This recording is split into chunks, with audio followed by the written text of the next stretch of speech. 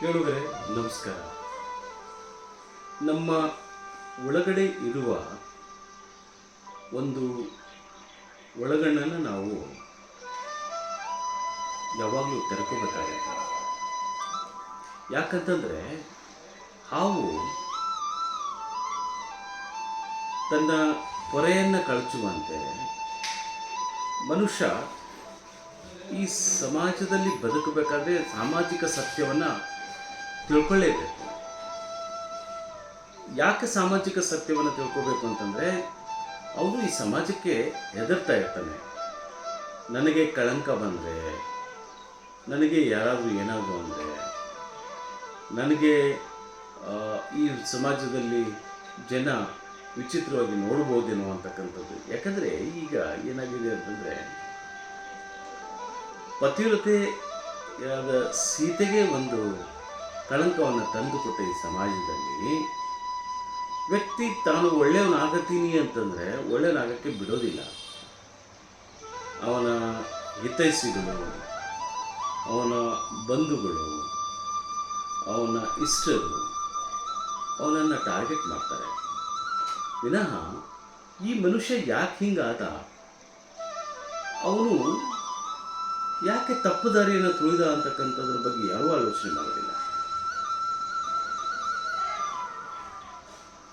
ಹುಲಿ ಹಳ್ಳಕ್ಕೆ ಬಿದ್ದಾಗ ಆಳಿಗೊಂದು ಕಲ್ಲು ಅಂತ, ಹಾಗೇನೆ ಒಂದು ಹುಲಿ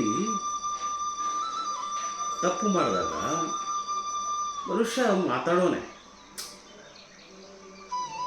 ಅವನು ಅನಾವಶ್ಯಕವಾಗಿದ್ದರೂ, ಅವನು ಏನೂ ಗೊತ್ತಿಲ್ಲದೆ ಇದ್ದರೂ ಕೂಡ, ಅವನು ಅರೆದಡ್ಡನಾದರೂ ಕೂಡ ವೇದಾಂತವನ್ನು ಹೇಳ್ತಾನೆ.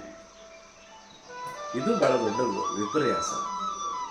ಯಾಕಂದರೆ ಅವನು ಆ ಸನ್ನಿವೇಶದಲ್ಲಿ ತಾನು ಹೀರೋ ಆಗಬೇಕಾಗಿರುತ್ತೆ, ಮತ್ತೊಬ್ಬನನ್ನು ವಿಲನ್ ಮಾಡಬೇಕಾಗಿರುತ್ತೆ. ಇವತ್ತು ನಮ್ಮ ಸುತ್ತಲೂ ನಡೀತಾ ಇರ್ತಕ್ಕಂಥ ಘಟನೆಗಳು ಇವೆ. ಮನುಷ್ಯನ ಅವನ ಬದುಕನ್ನು ನಿರ್ಬಂಧಿಸ್ತಕ್ಕಂಥ ಕೆಲವು ದುಷ್ಟ ಶಕ್ತಿಗಳು ಸಾಕಷ್ಟು ಜಾಗೃತವಾಗಿರ್ತವೆ. ಅಲ್ಲಿ ಹೋಗ್ಬೇಡ, ಅದು ಮಾಡಬೇಡ, ಇಲ್ಲಿ ಹೋಗ್ಬೇಡ, ಇದು ಮಾಡಬೇಡ. ಅರೆ, ನಿನ್ನ ಒಳಗಡೆ ಇರ್ತಕ್ಕಂಥ ಕಣ್ಣನ್ನು ತೆಗಿ, ನೀನು ಶುದ್ಧವಾಗಿರು. ನಾವು ಏನು ಅಂದ್ಕೊಂಡಿದ್ದೀವಿ, ನಾವು ಮಾಡಿದ್ದೆಲ್ಲ ಒಳ್ಳೆಯದು, ಬೇರೆಯವ್ರು ಮಾಡೋದೆಲ್ಲ ತಪ್ಪು ಅಂತ. ಹೀಗಿರೋದಿಲ್ಲ ಬದುಕು. ನಾನು ಮಾತನಾಡಿದ ವ್ಯಕ್ತಿ ಜೊತೆಗೆ ನಾನು ಯಾವ ಸಂಬಂಧಗಳನ್ನು ಹೊಂದೋದಿಲ್ಲ. ನಾನು ಮಾತನಾಡಿದ ತಕ್ಷಣ ಆ ವ್ಯಕ್ತಿಯ ಜೊತೆಗೆ ಸಂಪರ್ಕ ಇರೋದಿಲ್ಲ. ಸನ್ನಿವೇಶಗಳು, ಅವಶ್ಯಕತೆಗಳು ಒಂದಿಷ್ಟು ಜನರನ್ನು ನಮ್ಮ ಜೊತೆಗೆ ಸೇರಿಸ್ತವೆ. ಆ ಎಲ್ಲ ಜನರು ನಮಗೆ ಸಂಬಂಧಗಳೇ ಆಗಬೇಕು ಅಂತಿಲ್ಲ. ಅನೇಕ ಜನ ಸ್ನೇಹಿತರಿರ್ತಾರೆ, ಅನೇಕ ಜನ ತಂದೆ ತಾಯಿಗಳಾಗ್ತಾರೆ, ಅನೇಕ ಜನ ಬಂಧು ಬಳಗಾಗ್ತಾರೆ, ಅನೇಕ ಜನ ಸ್ನೇಹಿತರಾಗ್ತಾರೆ.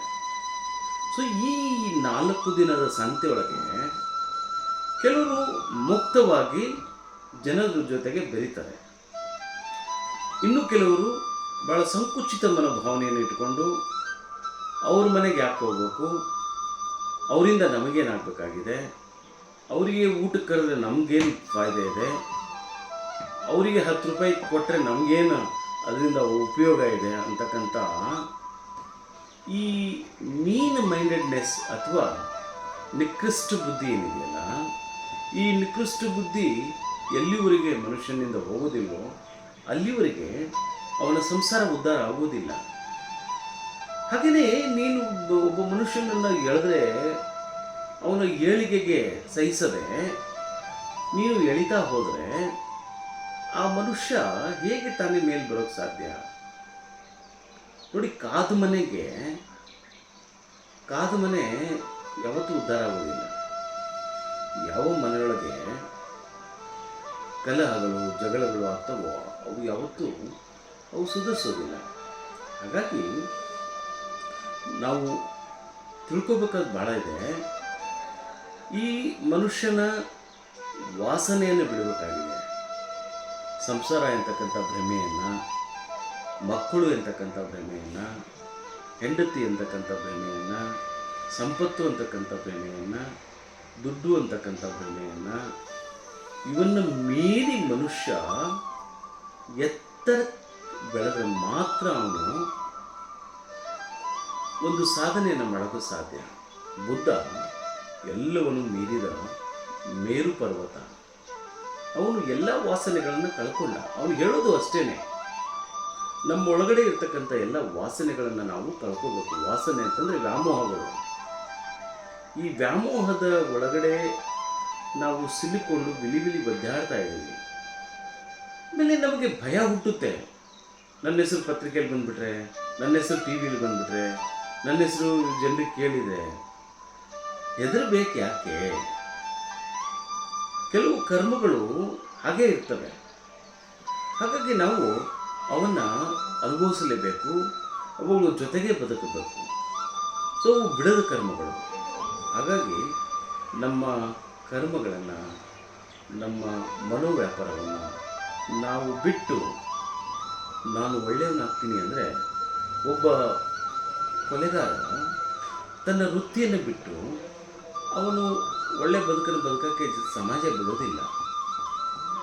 ಒಬ್ಬ ಅಡ್ಡದಾರಿ ಹಿಡಿದ ವ್ಯಕ್ತಿ ತಾನು ಎಲ್ಲವನ್ನು ತೊರೆದೆ ಅಂತಂದರೆ ಅವನನ್ನು ಜನ ನೋಡಿ, ಓ ಇವನು ಸುಮ್ಮನೆ ಬೂಟಾಟಿಕೆ ಮಾಡ್ತಾನೆ ಅಂತ ಮಾತನ್ನು ಹೇಳ್ತಾರೆ. ಒಬ್ಬ ಹುಡುಗ ತಾನು ಕುಡಿಯೋದು ಬಿಟ್ಟಿದ್ದೀನಿ ಅಂತಂದರೆ ಜನ ನಂಬೋದಿಲ್ಲ. ಈ ಜನರನ್ನು ನಂಬಿಸೋ ಕೆಲಸ ಎಲ್ಲಿವರೆಗೆ ಮಾಡೋದು, ಯಾವಾಗ ಮಾಡೋದು, ಹೇಗೆ ಮಾಡೋದು, ಯಾಕೆ ಮಾಡಬೇಕು? ಹಾಗಾಗಿ ಸಮಾಜದಲ್ಲಿ ಕೆಟ್ಟವರಾಗೋದು ಒಳ್ಳೆಯದು ವಿನಃ ಜನರನ್ನು ನಂಬಿಕೆಗೊಳಿಸೋದು ಅಷ್ಟು ಸುಲಭ ಅಲ್ಲ. ನೋಡಿ, ಗಡಿಗೆ ಬಾಯಿ ಮುಚ್ಚಬಹುದು, ಮನುಷ್ಯರ ಬಾಯಿ ಮುಚ್ಚಕ್ಕಾಗಲ್ಲ. ಈ ನಾಲಿಗೆ ಆ ಕಡೆ ಈ ಕಡೆ ಹೊರಳಾಡುತ್ತೆ ಅಂತೇಳಿ ಏನು ಬೇಕಾದ ಮಾತಾಡ್ಬೋದು ಮನುಷ್ಯ. ಮಾತಾಡ್ತಾನೆ ಕೂಡ ಯಾರ್ಯಾರ ಮೇಲೆ ಮಸಿ ಬೆಳಿಬೇಕು, ಯಾರ್ಯಾರನ್ನು ಡ್ಯಾಮೇಜ್ ಮಾಡಬೇಕು ಮಾಡೇ ಮಾಡ್ತಾನೆ.